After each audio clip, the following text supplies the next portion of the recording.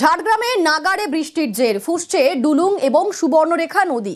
ঝাড়গ্রামের সাঁকরাইলে জলমগ্ন হয়ে রয়েছে চাষের জমি, ফসল জমিতেই নষ্ট হওয়ার আশঙ্কা। আমাদের সঙ্গে রয়েছেন প্রতিনিধি রাজু। ঝাড়গ্রামে এখন সব মিলিয়ে কি পরিস্থিতি, এখন জলস্তর কিরকম রয়েছে এবং তারই পাশাপাশি ফসল নষ্টের আশঙ্কা করছেন কৃষকরা, কি বলছেন তারা?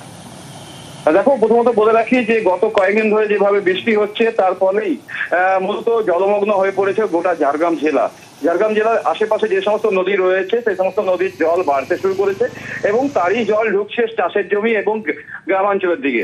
সেক্ষেত্রে আজ সকাল থেকে ভারী বৃষ্টি না হলো, ছিটে ফোটা বৃষ্টি পড়ছে, কিন্তু জলস্তর কিছুটা নামলেও কিন্তু নদীর জল যেভাবে বেড়েছে তাতে যে কোনো সময় গ্রামের দিকে সেই জল ঢুকতে পারে। সেক্ষেত্রে প্রশাসনের তরফ থেকে বাড়তি নজরদারি রাখা হয়েছে এবং যদি দেখা হয় সাঁকরাইল এবং গোপীবল্লভপুর এবং নয়গ্রাম এই এলাকায় বিস্তীর্ণ যে চাষের জমি রয়েছে তা জলের তলাতেই রয়েছে। এখনো পর্যন্ত জলমগ্ন সেই সমস্ত চাষের জমি এবং যার ফলে ফসলের ক্ষয়ক্ষতি এবং সবজির ব্যাপক ক্ষতি এমনটাই জানাচ্ছেন চাষিরা। চাষিদের ভোগান্তি আরো বেশি বাড়ছে, কারণ এই বৃষ্টি যদি এভাবে থাকে এবং নদীর জলস্তর যদি এভাবে ঢুকতে থাকে তাহলে হয়তো চাষের অধিকাংশ ফসলই নষ্ট হয়ে যাবে, এমনটাই আশঙ্কা করছেন গ্রামবাসীরা। একেবারেই ধন্যবাদ রাজু। কদিন বৃষ্টি হয়, প্রচুর বন্যা, জল পুরা আমাদের ঘরের সামনে চলে এসছে। আমাদের চাষের জমিনের প্রচুর ক্ষতি হয়েছে। মানে একটু বাঁধটা বাকি আছে, একটু বাঁধ ভাঙলে আমাদের চাষের জমি সব নষ্ট, সব বালি হয়ে যাবে। ওই বাঁধটা যেন আমাদের ঠিক হয়, আমাদের বাঁধটা ঠিক হলে আমরা বহুত চাষি উপকৃত হব। এবং দ্বিতীয়ত আমাদের হচ্ছে যে চাষের যে ক্ষতি হয়েছে ওটারও ক্ষতিপূরণ দেওয়ার জন্য অনুরোধ করব। যে ব্যাপক বৃষ্টি হয়েছে তার ফলে সুবর্ণরেখার নদীর জল এবং ডুং নদীর জলে ফুল হয়ে রোড়া অঞ্চল, আন্ধারি অঞ্চল এবং রোহিণী অঞ্চলে বেশ কিছু এলাকা প্লাবিত হয়েছে। এতে চাষের জমির বীজ তোলা নষ্ট হয়েছে এবং সবজি চাষের প্রচুর ক্ষতি হয়েছে। তাই আমি আমার অফিস থেকে আমি চারা বীজ দিচ্ছি, চাষিরা সবাই আসছে, এখন দেওয়া চলছে। 2 বছর ধরে বন্ধ শৌচালয়। খড়িবাড়ি বাজারে শৌচালয় বন্ধে রীতিমতো দুর্ভোগ। খড়িবাড়ি মাছ বাজারে 5,83,000 টাকায় তৈরি হয় শৌচালয়। 2023-এ শৌচালয় তৈরি হলো, এখনো পর্যন্ত বন্ধ রয়েছে। কিন্তু কেন? আমাদের সঙ্গে রয়েছেন প্রতিনিধি বিশ্বজিৎ মিশ্র।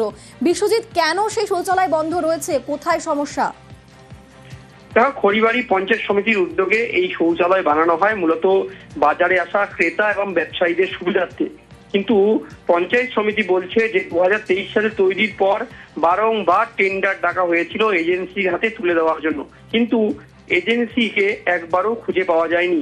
কেউ এই টেন্ডারে বিড প্রক্রিয়ায় অংশগ্রহণ করেনি, যার জেরে তালা বন্ধ রয়েছে শৌচালয়। নতুন করে তারা আবার টেন্ডার প্রক্রিয়া ডাকবে যাতে কোনো এজেন্সির মারফত এই শৌচালয় দেওয়া যায়। কারণ তুমি জানো যে শৌচালয়কে পরিষ্কার পরিচ্ছন্ন রাখতে এজেন্সির হাতে রাখলে সুলভ শৌচালয়ের সেই কাজ পরিষ্কার পরিচ্ছন্ন থাকবে।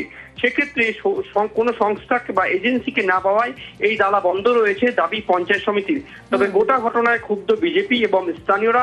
তারা বলছে যে শৌচালয় 5 লক্ষর উপর টাকায় তৈরি হয়েছে, তা বন্ধ হয়ে রয়েছে, কোথাও কোনো গাফিলতির অভাব রয়েছে, যার জেরে এই সমস্যা। তবে সব মিলিয়ে রাজনৈতিক চর্চাও শুরু হয়ে গিয়েছে। বেশ, ধন্যবাদ বিশ্বজিৎ। বাথরুম পায়খানা আমাদের এখানে বানানো হয়েছিল, একটা হচ্ছে মাছ বাজারে, সেটা এখনো অবধি বন্ধ হয়ে আছে, প্লাস একটা হচ্ছে আমাদের মুরগি বাজারে। এটা 2 বছরের উপরে হয়ে গেল, টেন্ডারটা পাস হওয়ার পরে বানানোর পরে এখনো অবধি উদ্ঘাটন হয়নি, যাতে তো মানে সাধারণ পাবলিক প্লাস আমাদের দোকানদারদের প্রচুর সমস্যার সম্মুখীন হতে হচ্ছে। হ্যাঁ, আমরা এখন চাচ্ছি যে যত তাড়াতাড়ি সম্ভব এই বাথরুমটা ওপেনিং করতে, যাতে সাধারণ যারা বাইরে থেকে লোক আসছে বা আমাদের মতো দোকানদার যারা আমরা পাশাপাশি দোকান আছি, তারা আমরা এই মানে বাথরুমটাকে সদ্ব্যবহার করতে পারি। দেখুন, এটা আমাদের কমিউনিটি টয়লেটটা সবার জন্যই ওইটা দেওয়া হয়েছে বা করেছি সুবিধার জন্য, কিন্তু আমরা এটা টেন্ডার করেছি, কেউ ফেলেনি, অপশনে ফেলেছি, কিন্তু কেউ ফেললো না। কারণ যদি আমরা এটা না দিতে পারি তাহলে কিন্তু যত্নে থাকবে না। এইভাবে যদি আমরা দিয়ে থাকি তাহলে কিন্তু যত্নে থাকবে না। আমরা দ্রুত গতিতে এটা আবার চেষ্টা করব, দেওয়ার চেষ্টা যেন এটা হয়ে থাকে, মানুষ যেন পরিষেবা পায়। বর্তমান শাসক দল তৃণমূল, এনারা শুধু কাজের যে পরিমাপ সেটা শুধু বাড়িয়ে গেছেন, কিন্তু কাজের যে ইমপ্লিমেন্ট কিভাবে হবে সেটা নিয়ে তারা ব্যস্ত না, এরা দুর্নীতি নিয়ে ব্যস্ত। তা না হলে সেই কাজটা আদৌ মানুষ সুবিধা পাচ্ছে কি পাচ্ছে না সেটা নিয়ে তাদের কোনো লক্ষ্য নেই। ঢিল ছোড়া দূরত্ব আপনাদের পঞ্চায়েত সমিতি এবং থানা, পঞ্চায়েত প্রধান অফিস সব আছে, কিন্তু এখনো 1.5 বছর ধরে ঝুলে আছে সেই তালা। তাহলে বুঝতে হবে যে কাজের যে গতি কি হলো না হলো তাদের কোনো সমস্যা নেই, শুধু দুর্নীতিতে ভরা এখন খড়িবাড়ি ব্লক চলছে। একই পরিবারে 3 বাংলার বাড়ি, অভিযোগ পঞ্চায়েত সদস্যর বিরুদ্ধে। এক পরিবারের 3 বাংলার বাড়ি প্রকল্পের টাকা পঞ্চায়েত সদস্যর স্ত্রী ছেলের নামেও বাংলার বাড়ি। আমাদের সঙ্গে রয়েছেন প্রতিনিধি জিয়াউল। জিয়াউল, একই পরিবারের 3 বাংলার বাড়ি প্রকল্পের টাকা বরাদ্দ হয় কিভাবে? বিডিওর অনুমোদন ছিল? প্রশাসন কি পুরো বিষয়টা জানতো? দেখো, একটি নয় 50 সদস্যের পরিবারের এসে 3টি বাংলার আবাসের বাড়ি অর্থাৎ 3টি প্রকল্পের টাকা কিন্তু তারা ইতিমধ্যেই পেয়ে গেছেন, ঘরের কাজ শুরু করেছেন। এখানে এলাকার মানুষের প্রশ্ন যে হাড়োয়া বিধানসভার অন্তর্গত চাপাতলা গ্রাম পঞ্চায়েতের মামুরাবাদ এলাকা, যিনি পঞ্চায়েত প্রধান রয়েছে, পঞ্চায়েত সদস্য রয়েছে লুৎফা রহমান, তার নামে যেমন বাংলার বাড়ি এসছেন, তার স্ত্রী এবং তার ছেলে একই সঙ্গে তারা থাকেন, তাদের কিভাবে এইভাবে বাংলার আবাসের টাকা একই পরিবারের 3 জনের নামে এলো।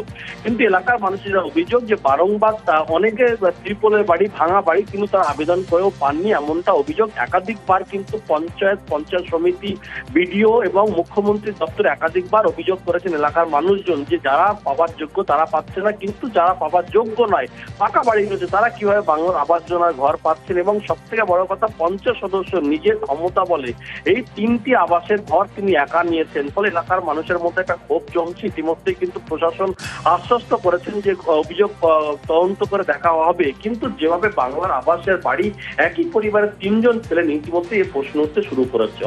বেশ ধন্যবাদ জিয়াউল। পঞ্চায়েত আধিকারিক বা বিডিও অফিসের আধিকারিক তারা এসে সব দেখেছে, দেখে যদি তারা মনে করে যে আমি পাবার যোগ্য তাহলে আমার দেবে। আমার বিরুদ্ধে এইসব কমপ্লেন, আমি প্রধানের সঙ্গে থাকি, প্রধানের অন্তর্গত আমাদের এই গোষ্ঠীতন্ত্র, আমার কিভাবে কি করা যাবে এই ষড়যন্ত্র চলছে। না, স্বামী স্ত্রী কি করে ফেলে এটা তো আমরা বলতে পারিনি। তাও আমার বিডিওর সঙ্গে কথা হয়েছে, রিটার্ন দিয়ে দেবো, 100 বার দিয়ে দেবো। ছেলেটা যদি পাওয়ার যোগ্য তারা হয় পাবে, না তো পাবে না। যোগ্য বলেই কি টাকা পেয়েছে? হ্যাঁ, যোগ্য বলেই টাকা পেয়েছে। এবার একটু আবহাওয়ার খবরের দিকে নজর রাখবো। প্রথমে নজর রাখবো দক্ষিণবঙ্গের দিকে। প্রথমে নজর রাখতে হচ্ছে দক্ষিণবঙ্গে বৃষ্টি চলবে, নিম্নচাপ এবং জোড়া মৌসুমী অক্ষরেখার জের। আজও পশ্চিমের 5 জেলাতে ভারী বৃষ্টির সতর্কতা। আমাদের সঙ্গে রয়েছেন প্রতিনিধি বিশ্বজিৎ। বিশ্বজিৎ, কোথায় কোথায় বেশি বৃষ্টি হবে এবং বৃষ্টি কতদিন অবধি চলবে? দেখো, বিক্ষিপ্তভাবে বৃষ্টি হবে আজ সব জেলাতেই। দক্ষিণবঙ্গে বৃষ্টির সম্ভাবনা থাকছে, তবে 6 জেলায় পুরুলিয়া, বাঁকুড়া, পশ্চিম বর্ধমান, পূর্ব ও পশ্চিম মেদিনীপুর এবং ঝাড়গ্রামে ভারী বৃষ্টির বিক্ষিপ্তভাবে সম্ভাবনা যেমন রয়েছে। আগামী কাল এবং পরশু অর্থাৎ বুধ এবং বৃহস্পতিবার বৃষ্টির সম্ভাবনা একটু কমবে, তবে বজ্রবিদ্যুৎ সহ বৃষ্টির সম্ভাবনা থাকবে সব জেলাতেই। শুক্রবার থেকে ফের বৃষ্টির সম্ভাবনা বাড়বে এবং পূর্ব দিকের জেলা এবং উপকূলের জেলাগুলিতে বৃষ্টির সম্ভাবনা বেশি থাকবে। উইকেন্ডেও বিক্ষিপ্তভাবে ভারী বৃষ্টির সম্ভাবনা থাকবে দক্ষিণবঙ্গের জেলাতে। অনিন্দিতা, ধন্যবাদ বিশ্বজিৎ।